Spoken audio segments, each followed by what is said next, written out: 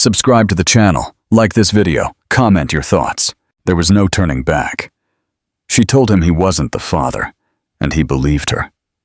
Years later, he saw a little boy with his eyes, and he knew the devastating truth. Sarah Miller had never expected her world to collapse in a matter of seconds. One moment, she was standing in the soft glow of Nicholas Hayes's penthouse kitchen, her heart racing as she clutched the positive pregnancy test in her hand. And the next, she was being ushered into the cold, echoing office of his parents, the very people who had barely acknowledged her existence until now. The message was clear, cruel, and absolute. She wasn't welcome. The Hayes name, legacy, and lineage were not to be diluted by someone like her. She wasn't rich, didn't come from influence, and didn't belong in their world. First, they offered her money, a life of comfort, in exchange for disappearing. When she refused, they smiled, slowly, calculatingly, and threatened everything she cared about, including Nicholas's future. Sarah had no doubt they could deliver. She had seen how Nicholas craved success, how he idolized his father's empire, how he had built his life brick by perfect brick around a dream they had forged for him. If she stayed, if she told him the truth, he would be forced to choose between her and the only life he had ever known. She didn't believe he was cruel, but she also wasn't sure he was strong enough to stand up to them. So when they asked her to lie, she agreed, not because she wanted to, but because she couldn't bear to see him shattered. When she met him the next day, her heart was already broken. Nicholas looked at her with the same warmth, the same naturalness, never suspecting the woman he loved had been cornered. She told him she had something to say, and then, keeping her hands clasped tight and her eyes fixed on the floor, she lied. "You're not the father," she said, her voice hollow. "It's someone else's. I'm sorry." He didn't shout, didn't ask questions. He stood there for a long moment, hurt slowly replacing confusion. And then he left. That was the last time she saw him. Sarah didn't cry immediately. She waited until the apartment door closed, until the silence was too loud to ignore. And then the tears came, silent, endless, filled with guilt. She packed the few possessions she owned and left the city in a matter of days, changing her number, closing her accounts, and trying to erase a chapter that still lived inside her with every heartbeat. She was 24, unemployed, and pregnant, alone. The next few months were brutal. She found a modest room to rent in a small town several hours away, took shifts at a coffee shop. While the morning sickness passed and attended nursing classes at night, every dollar mattered. Every decision was survival. When her belly grew too big to hide, she wrapped herself in oversized sweaters and worked until her feet ached.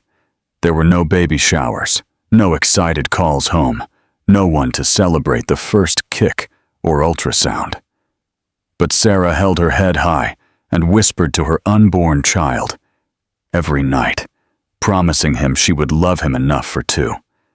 And when Liam finally arrived, with his blonde hair and piercing blue eyes that mirrored the man she once loved, she felt her heart both fracture and heal at the same time. He was perfect. He was hers, and he was also a reminder of everything she had lost. Even so, Sarah never regretted the choice she made, not once. She protected him. She gave him peace. That had to be enough, even if it cost her everything. Life in the small town wasn't glamorous, but it was steady. And for Sarah, that steadiness became her salvation. After Liam was born, the days blurred together, waking before dawn to warm his bottle, feeding him in the pale morning light, rocking him through colic and fevers, kissing his cheeks when he smiled in his sleep. She didn't have a partner to share the weight of parenthood, no family to lean on, and she certainly didn't have time for regret. But what she lacked in help, she made up for in sheer determination. Every time she looked at Liam's tiny fingers or caught the way he stared up at her with those vivid blue eyes, she remembered why she made the choices she did. He was why she kept going. He was why she smiled, even when her body begged her to lie down and stop. She worked at the local clinic part-time while finishing the last portion of her nursing certification. The clinic supervisor, a woman named Janice with a no-nonsense voice and kind eyes, had noticed the fatigue in Sarah's posture early on, but never asked about it. She would simply offer an extra break here and there. Sometimes she'd slide over a hot coffee without asking. Janice wasn't exactly warm, but she saw people, and Sarah never forgot it. At night, after work and classes and grocery runs, with a shamefully loud squeaking stroller, Sarah would bathe Liam, pull on his soft pajamas, and they'd settle onto their second-hand sofa, worn but clean. They lived in a tiny 2-bedroom apartment above a bookstore, where the heating rattled all winter and the ceiling fan buzzed when it spun too fast. But the windows glowed with golden afternoon light, and the place smelled of paper and cinnamon from the bakery next door. Sarah made it feel like home. There were photographs taped to the fridge, Liam's handprints on a crookedly hung canvas on the wall, and a stack of children's books by the bed they shared. At first, she thought motherhood would feel like an endless climb, a long struggle for survival. But as Liam grew, so did her strength. He started talking early, calling her mama before his first birthday, and learning colors, pointing at cereal boxes in the grocery aisle. He loved music, always dancing to commercials and jingles, chubby legs barely holding him upright. He had Nicholas's laugh, a low, sudden burst that caught her off guard and stole her breath every single time. Sarah didn't talk about Nicholas to anyone, not even to herself. But she kept a hidden photo in a shoebox at the back of her closet, an old picture taken during a weekend trip to the coast, when she and Nicholas were blissfully unaware of the storm brewing. He had her in a back hug, both smiling at the camera, sand on their jeans. She hadn't looked at the photo in years, but she couldn't throw it away. It was a reminder of a life that could have been, if things had been different. Sometimes, when Liam was asleep and the world was quiet, she would lie on her back and allow herself to feel the ache she had ignored for so long. She wondered if Nicholas ever thought of her, if he ever regretted leaving, if he believed the lie she told him that day. She doubted it. He probably had a new life now, a polished wife, a corner office, no idea that he had a son who had inherited his very smile. One day, as she walked Liam to preschool, another mother complimented her on how well-behaved her son was. Sarah smiled and thanked her, but as they walked away, the woman said something that froze her. "He has your heart and someone else's eyes." Sarah didn't reply. She just squeezed Liam's hand a little tighter and kept walking. She didn't know what the future held. She didn't have the luxury of thinking too far ahead, but for now she had forged something steady, something safe, something entirely hers. It wasn't easy, it wasn't fair, but it was hers. And though she didn't say it aloud, a part of her still held a quiet hope that one day the truth would come out, not in chaos or bitterness, but in a way that allowed her son to know where he came from, not just from her, but from the man who never had the chance to love him. Until then, she would keep building the life they deserved, brick by painstaking brick, quietly and stubbornly. What do you think of Sarah's choice? Comment below. The air was cool and crisp the morning Nicholas Hayes arrived in the small town of Fairhill. He hadn't been there in years, Not since he was a teenager visiting distant relatives for a summer retreat. Now, as a guest speaker for a regional charity initiative aimed at improving access to children's health care, he found himself walking down streets lined with quaint shops, warm brick buildings, and sleepy sidewalks. Everything about the town felt different from the sharp, gleaming skyline of New York City. Slower, softer, quieter. He hadn't expected it to feel like a relief. Nicholas had changed in the past 4 years. The man who once prided himself on his composure and control now found himself carrying a subtle bitterness, a weariness that followed him even into sleep. From the day Sarah told him the child wasn't his, something inside him had fractured. He had buried the pain quickly, as he'd been taught to do, and turned it into focus, success, expansion. He was more powerful than ever now, more respected, and yet more alone. Every relationship since Sarah had felt empty, every smile practiced, every kiss hollow. He never told anyone why he stopped dating for more than a few weeks. No one had ever come close to her. The event was held at the town library, recently renovated with donations from a dozen regional sponsors, including his own company. After the speech, a small reception was held in the adjacent park. Children darted between benches as parents gathered under white tents with coffee and pastries. Nicholas was near a table, politely answering questions from local officials when he saw something, or rather, someone, that made the entire world narrow to a pinpoint. It was a child, about 4 years old. Blonde hair, bright blue eyes. The kind of blue you didn't often see. The kind of blue Nicholas saw every day in the mirror. The boy laughed as he ran towards the playground, arms outstretched like airplane wings, bumping gently into a woman's legs. The woman knelt, pushed the child's hair from his face, and said something that made him giggle again. Nicholas couldn't hear it. He couldn't hear anything. Because the woman, the one who turned her face toward the sun in that moment, was Sarah. His heart stopped. It was her. She hadn't changed much. Her hair was a little longer, her frame a little leaner, as if life had been less lenient than she deserved. But her presence hit him like a punch to the chest. He hadn't seen her in 4 years. He hadn't heard her voice. He hadn't allowed himself to imagine what her life was like now.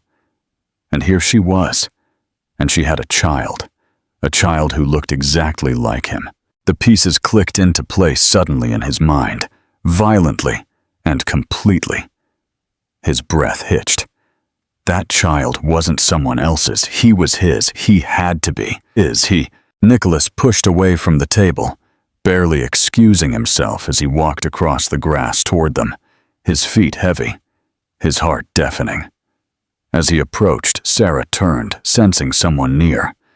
Their eyes met, and in that single moment, everything that had been buried surfaced. Surprise, panic, guilt, and something else. Pain. Sarah didn't speak. She opened her mouth, then closed it again. Her eyes flickered to Liam, then back to Nicholas. He stared at her, searching her face for some kind of explanation, but all he could utter was a single, trembling question. Is he mine? Her hands tightened around Liam's shoulders. The boy looked at him curiously, sensing the tension, but too young to understand it. Sarah swallowed hard. She didn't nod. She didn't deny. She just stood there, frozen, and whispered, "Nicholas, please."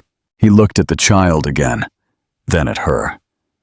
The anger that surged within him wasn't the kind that explodes. It was deeper, colder. "You lied to me," he said, his voice low but sharp. "You told me he wasn't mine." Tears began to well in her eyes, but she held them back. "It's not what you think," she said. Her voice trembled. "I had no choice. Your parents." "I believed you," he cut her off. "I believed what you said, and I walked away because I thought I had no right to stay. Sarah bent down by Liam, whispering something in his ear. The boy nodded and skipped back to the playground, looking back once. Then he continued.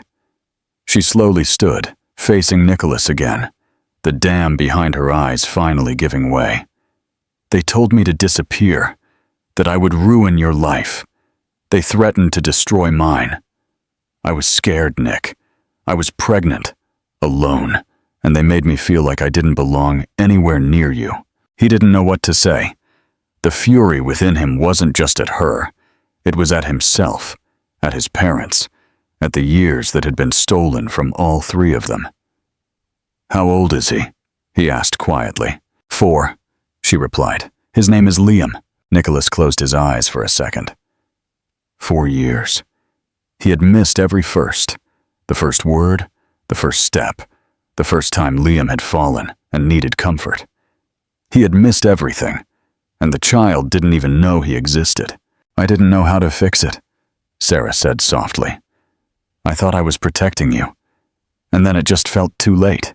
It's not too late, Nicholas said, though his voice cracked. He's my son, and I want to know him. She looked at him for a long moment. Then she nodded, hesitantly, painfully.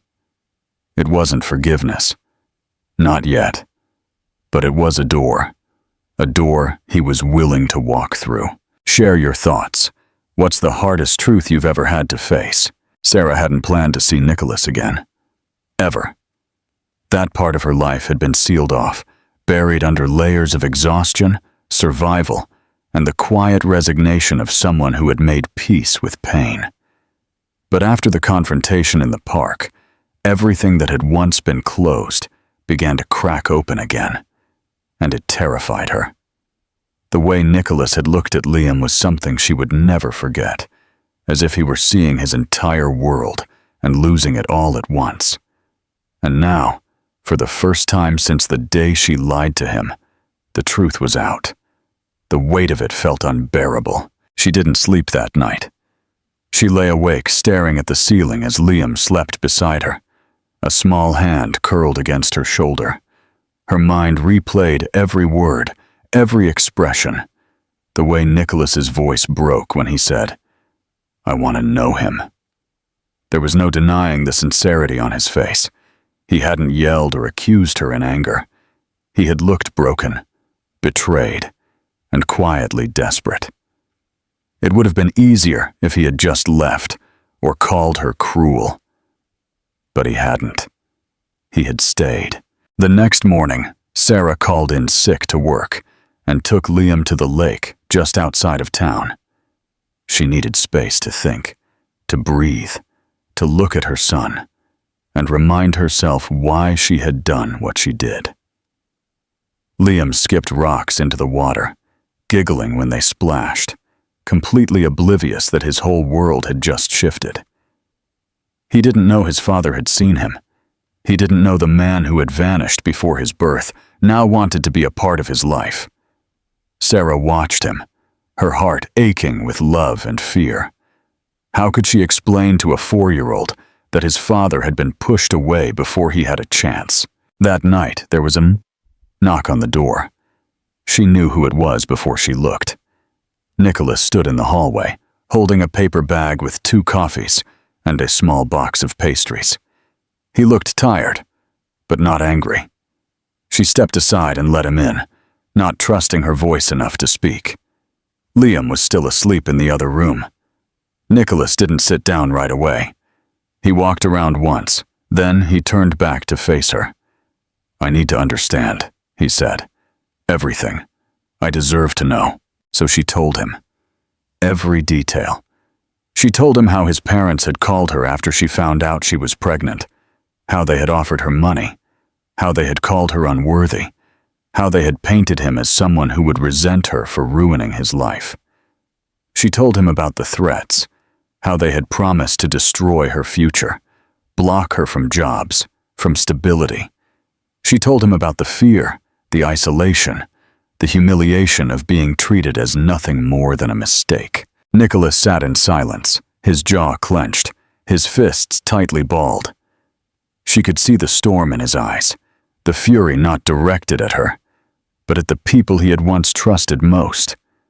"They lied to both of us," he said quietly. "They stole from me, from him, from you." Sarah nodded, her throat tight. "I didn't want to believe they could be that cruel, but they were, and I let them scare me.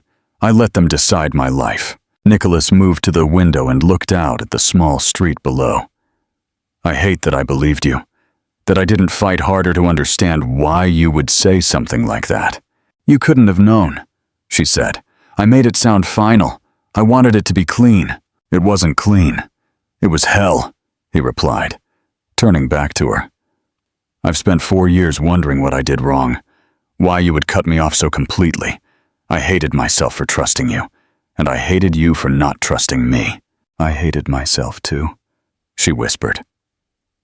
The silence that followed wasn't cold.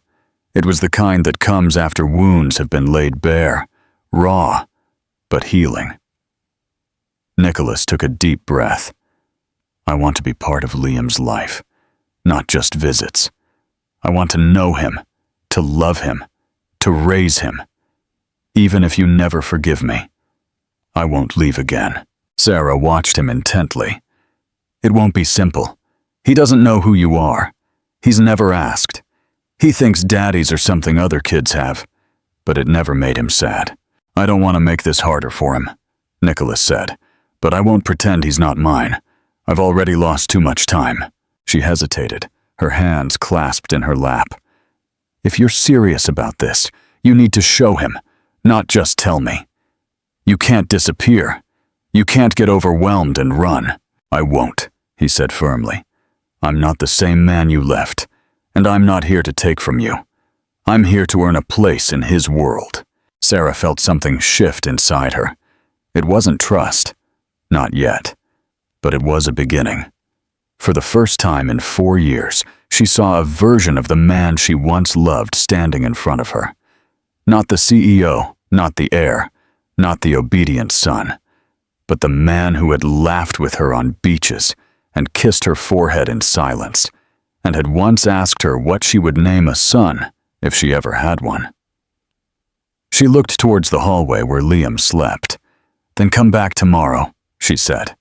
"Come for him, and we'll see where it goes." Nicholas nodded. "I will."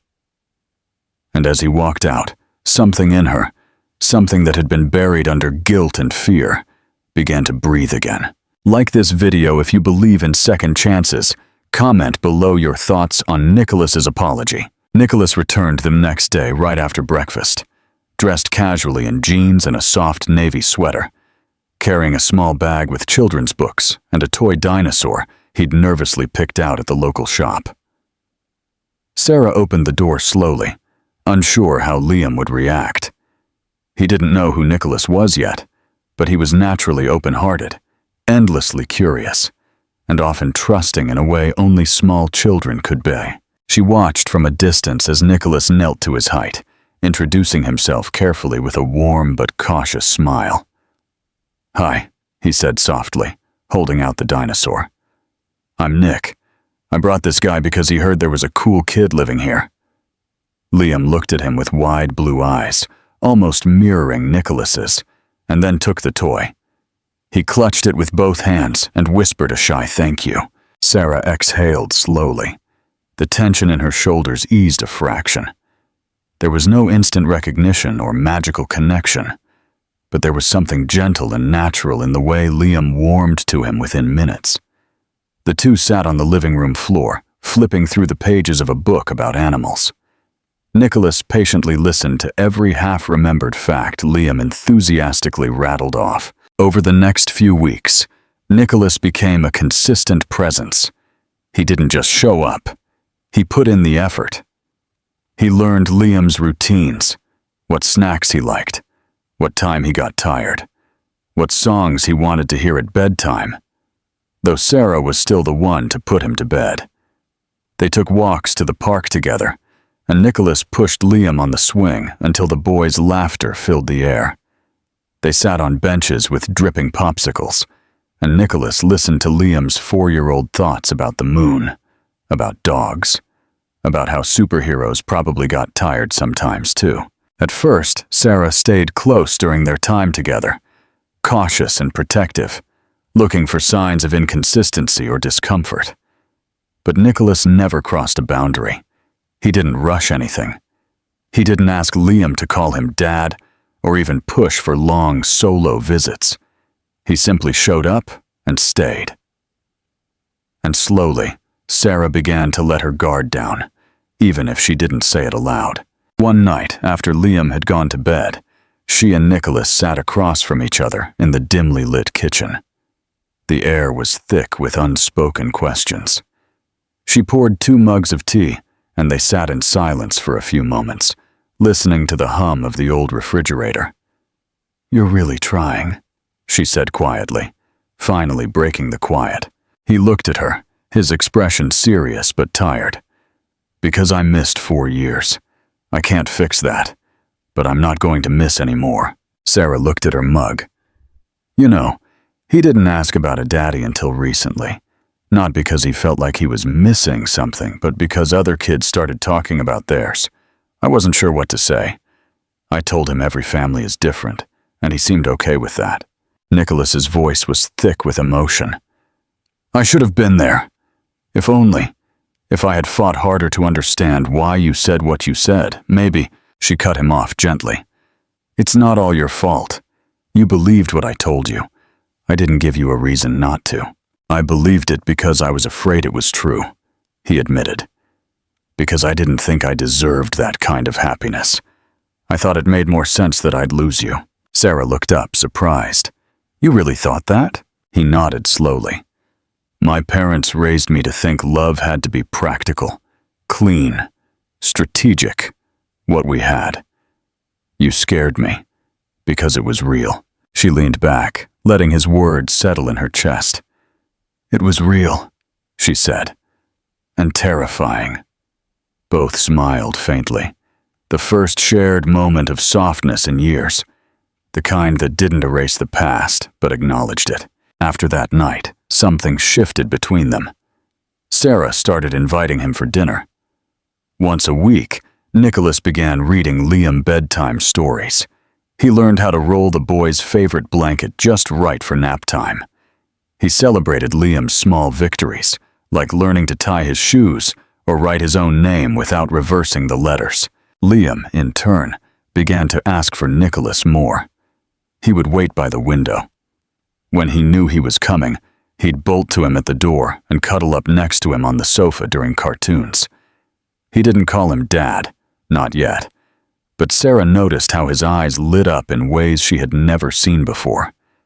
He felt safe, seen, loved.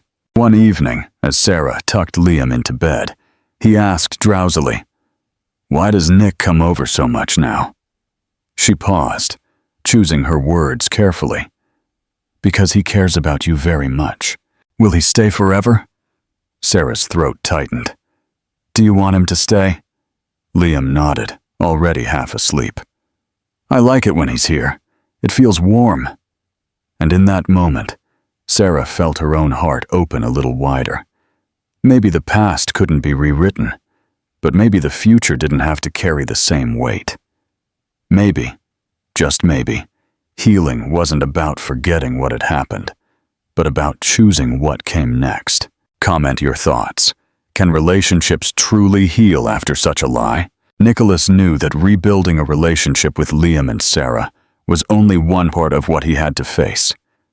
The deeper war was still ahead, against the people who had manipulated and silenced her. The very people who had controlled every corner of his life since childhood. His parents had molded him, shaped him, and trained him to become the perfect heir. But now he saw with brutal clarity what their love had always been: conditional, calculating, and dangerous. He could no longer look at them the same way, and he knew that the moment he stood up for Sarah and Liam, there would be no turning back. He scheduled a meeting with them at the family estate. No assistants, no business pretexts. Just him, standing alone in the drawing room, where generations of Hayes men had made decisions that built empires. His mother arrived first, elegantly composed as always, her lips painted like armor. His father entered minutes later, radiating authority with every step. Nicholas stood firm, outwardly calm, inwardly burning. They offered polite greetings, clearly oblivious to what was coming.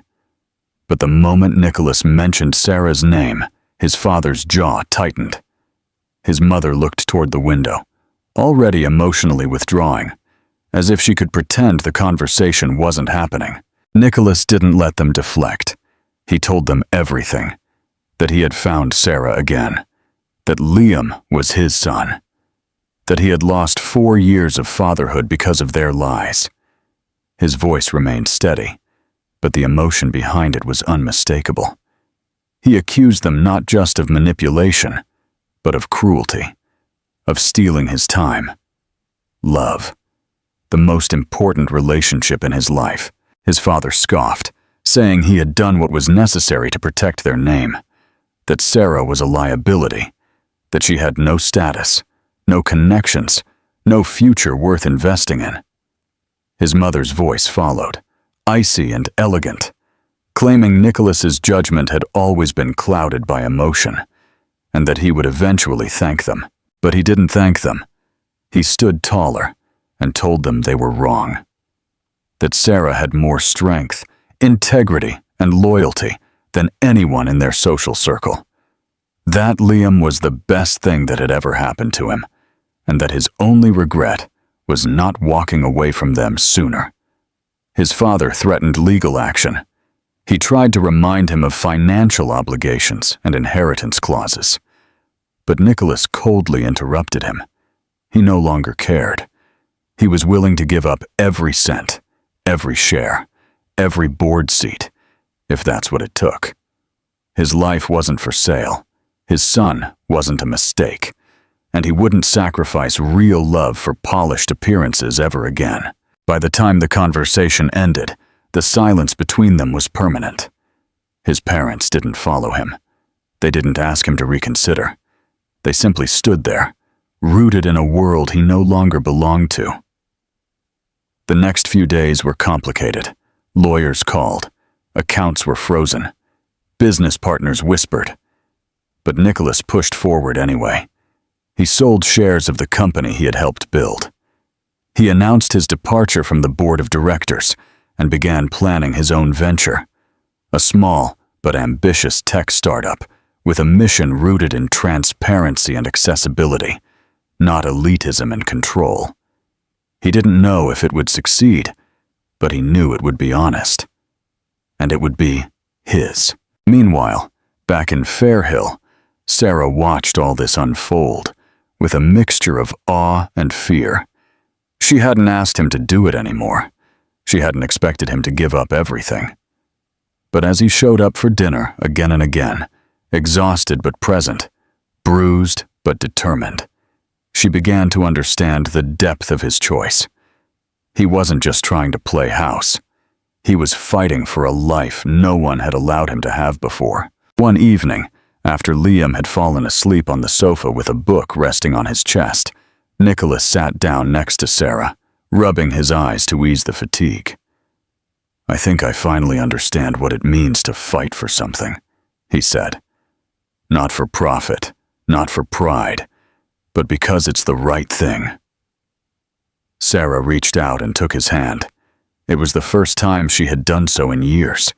"And now you have something worth fighting for." He didn't speak. He simply squeezed her hand back, grateful, humbled, and finally, truly free. What would you sacrifice for true love? Share your story in the comments. The morning sun filtered softly through the pale curtains of Sarah's kitchen, casting a gentle glow over the modest space where so much of her life had unfolded. Meals, laughter, exhaustion, quiet tears.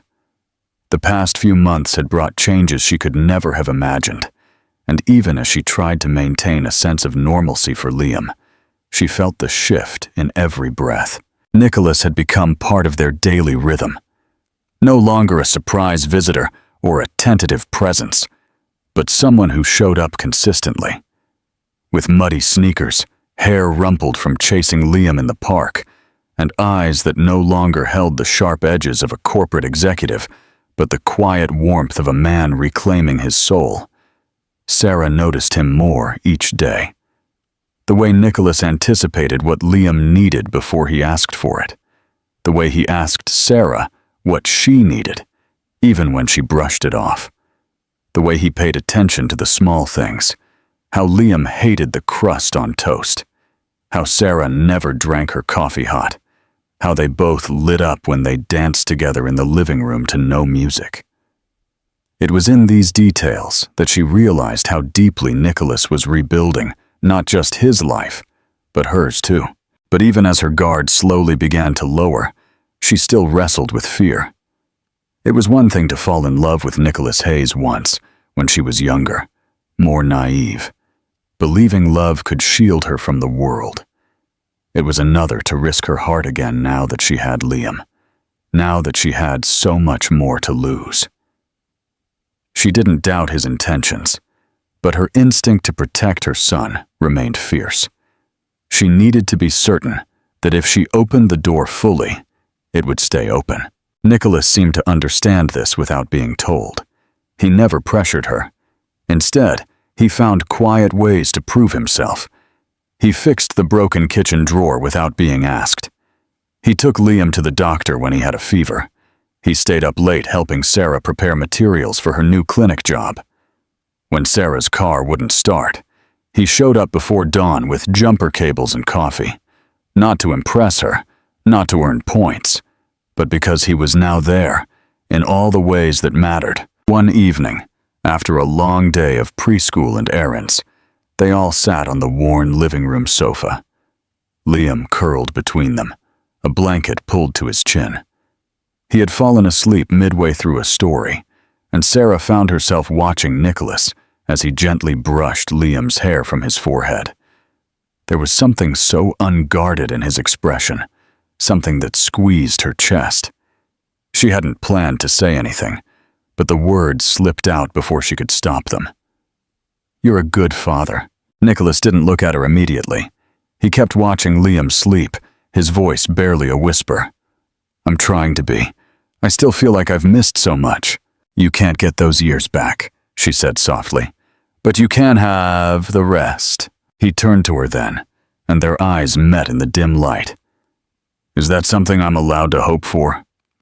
He paused, not from doubt, but because he knew what this moment meant.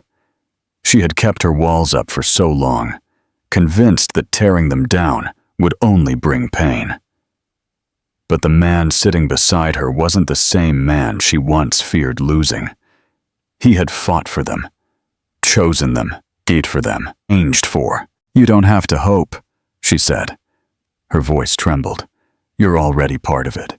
Nicholas slowly took her hand, giving her every opportunity to pull away. But she didn't. Their fingers intertwined easily, as if they had never separated. The silence between them was no longer filled with regret, but with possibility. A few days later, they took Liam on his first real trip out of town. Nothing extravagant, just a quiet weekend getaway by the coast, where waves gently lapped against the sand and the sky stretched endlessly above them. Sarah hadn't been back to the beach since their last time together, when the world still felt full of promise and everything had gone wrong. But this time was different. Liam shrieked with delight as he chased seagulls and built wobbly sand castles, and Nicholas ran alongside him, laughing so openly that Sarah barely recognized the man he used to be. As the sun set on the horizon, and they sat together wrapped in towels, Nicholas put his arms around both of them, and Sarah leaned into him, her head resting on his shoulder.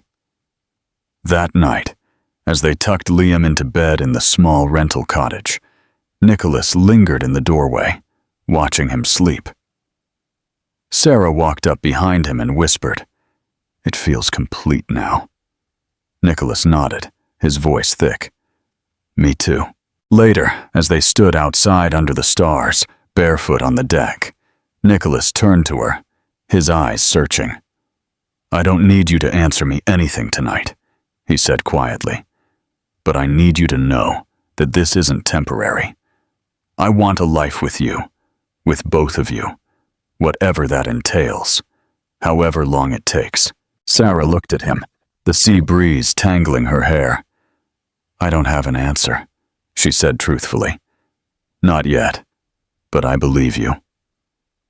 That was enough, for now. They didn't need grand declarations or the perfect timing. They just needed each other. And for the first time in years, they both believed in something that once seemed lost forever. A future, messy, uncertain, beautiful, that was entirely theirs to build. Share your thoughts. What does true redemption look like to you? Autumn arrived in Fairhill in a soft, golden whisper. Leaves blazed in amber and rust, and the air took on that crispness that made morning walks feel like a promise. Life for Sarah, Nicholas, and Liam had settled into something almost ordinary, though it felt anything but. It was the kind of normalcy Sarah had only once imagined. Shared breakfasts, backpacks packed together by the door, laughter echoing from the living room, and the gentle hum of music as dinner bubbled on the stove. It was the quiet rhythm of a family rediscovering itself, building a new world, piece by painstaking piece. Nicholas had moved into a small house a few blocks from Sarah's apartment. He didn't ask her to move in with him right away. He understood that trust wasn't rebuilt with declarations, but with consistency. Still, most mornings he was there, helping Liam find his socks or bringing an extra thermos of coffee for Sarah as she juggled emails and clinic schedules. Weekends were spent exploring nearby trails, baking muffins that rarely turned out perfectly, and playing board games that ended in tickle fights and exaggerated arguments over rules Liam made up on the fly. Liam had grown comfortable with Nicholas, so comfortable that Sarah sometimes caught him slipping and calling him daddy without thinking. The first time it happened, Nicholas froze. His eyes welled almost instantly, but he said nothing. He simply knelt down, hugged Liam tightly, and whispered something Sarah couldn't hear, but felt in her bones. It wasn't forced. It wasn't coached. It was love, naturally finding its place. But not everything was easy. Nicholas still carried the scars of the past, days when doubts crept in, when the business pressures of his new startup mounted, when the reality of having chosen a completely different path weighed on his shoulders. He missed some of the power and certainty he once had, but he never said it aloud. Sarah saw it in the quiet way he sometimes stared out the window or in the deep sighs he let out late at night. She didn't try to fix it. She knew he had made his choice for the right reasons, but even right choices could come with pain. They were honest with each other now, sometimes painfully so. When Sarah had rough days, when memories of being dismissed and humiliated by his family resurfaced, she would tell him. When Nicholas wrestled with the guilt of having left her alone for so long, he would tell her too. And together they would sit in that truth, not to relive the past, but to understand it, to make sure it never happened again. One evening in early November, they planned a small gathering at Nicholas's house. Just a few close friends from the clinic, neighbors who had become part of their daily lives, and one or two of Nicholas's former colleagues who had supported him after the break. It wasn't a formal event, just dinner and laughter. Liam running barefoot among the adults, cheeks flushed with excitement, and too many cookies. As Sarah watched Nicholas chatting with guests in the kitchen, Liam tugged on her sleeve. "Mama," he said, holding up a crayon drawing, "can we give this to Daddy?" The word hit her softly now. It no longer brought tension or fear. She nodded, and followed Liam as he proudly presented the paper. A wobbly drawing of 3 stick figures standing under a bright yellow sun. Nicholas took it as if it were an invaluable relic. He knelt down, hugged Liam tight, and looked at Sarah. "I want to frame this," he said. Later that night, after everyone had left, and Liam had fallen asleep with crayon smudges still on his hands, Sarah found Nicholas on the back porch. He was wrapped in a blanket, sipping tea, staring at the stars as he used to when they were young and unsure and filled with dreams they hadn't yet learned how to protect. She sat beside him, and for a moment they didn't speak. Then Nicholas turned, his voice quiet but firm. "I want to marry you, not because it's the next step, or because I think we need it to make this real, but because when I look at you, when I look at Liam, I see the only home I've ever truly wanted." Sarah didn't reply immediately. She reached out, intertwined her fingers with his, "It is as so as," and said, "Ask me again in the morning when the coffee's brewing, and Liam's building a fort out of our clean laundry." Nicholas chuckled, the sound low and full, and nodded.